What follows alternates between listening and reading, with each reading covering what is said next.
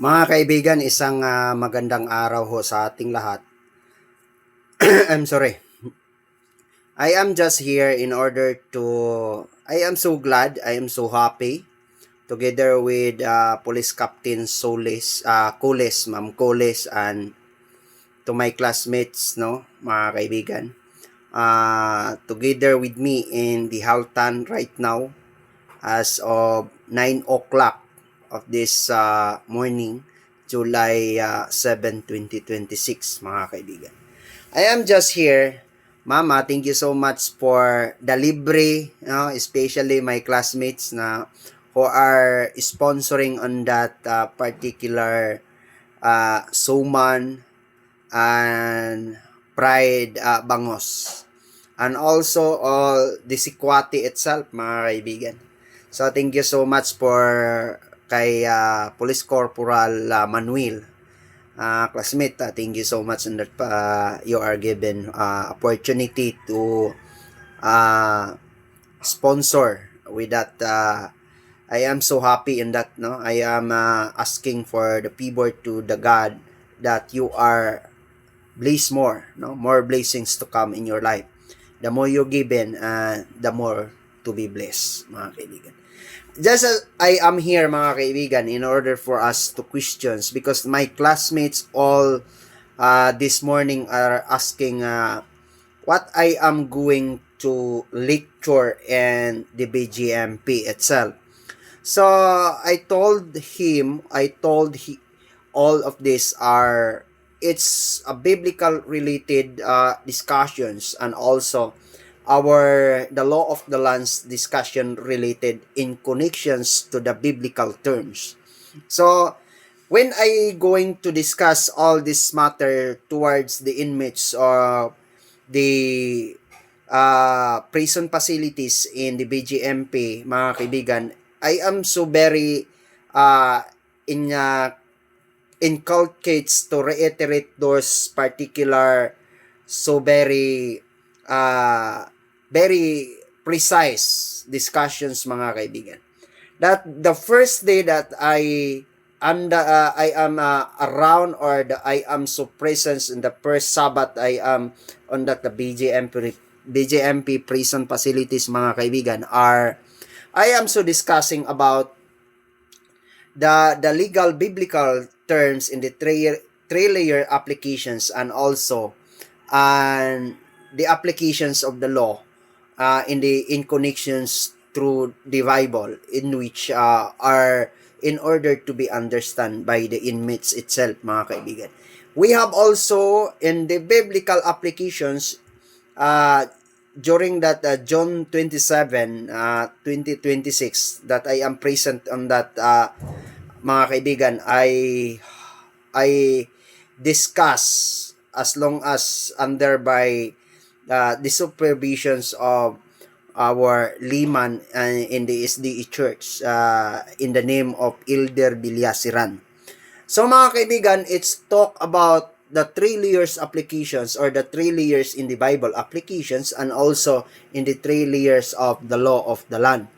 So, mga kaibigan, there are two books on earth. It's called the Bible as a powerful spiritual applications of the human life in the highly civilized humanity.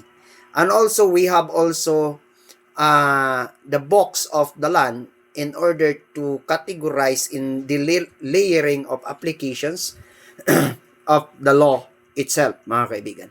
So, in the Bible, we have also a moral law. It's talk about the eternity.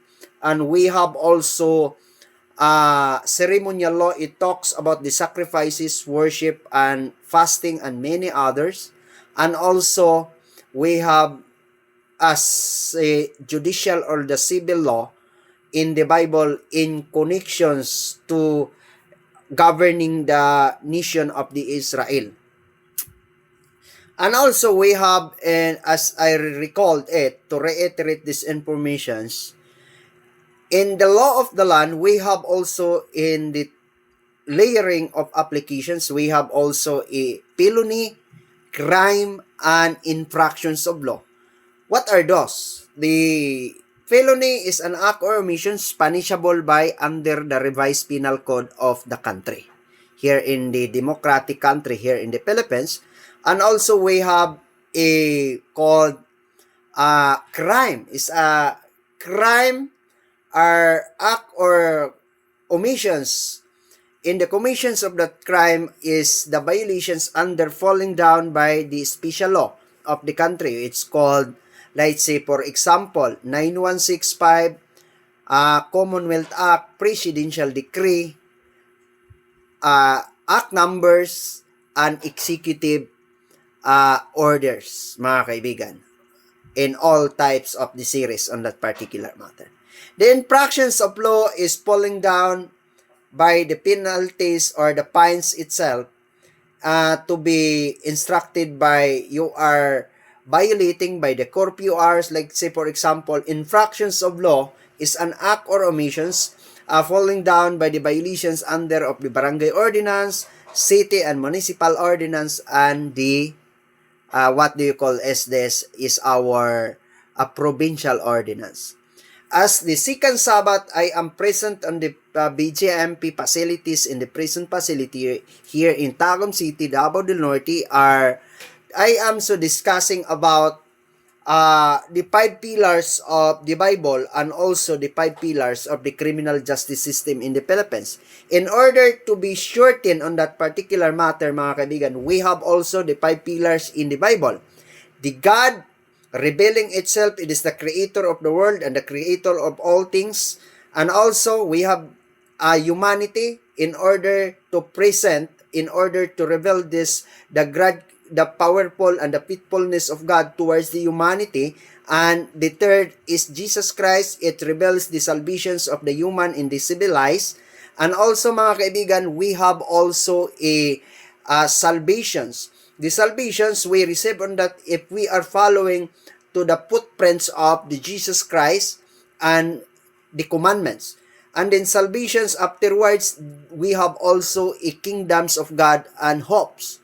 So we are in the returning, we are waiting the second return of the Jesus Christ on earth. So in the criminal justice system in the Philippines, mga kaibigan, we have also a law enforcement, prosecution, court, and correction, and community. We have also that 5 pillars also, mga kaibigan.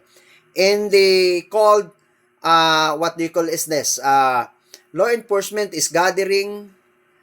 It consists by the NBI or the police and any law enforcement agencies to enforce the law, to gather evidences, to investigate crimes, and to effect arrest of the certain violators of the crime or the country in order to violate the rules and regulations under of the law.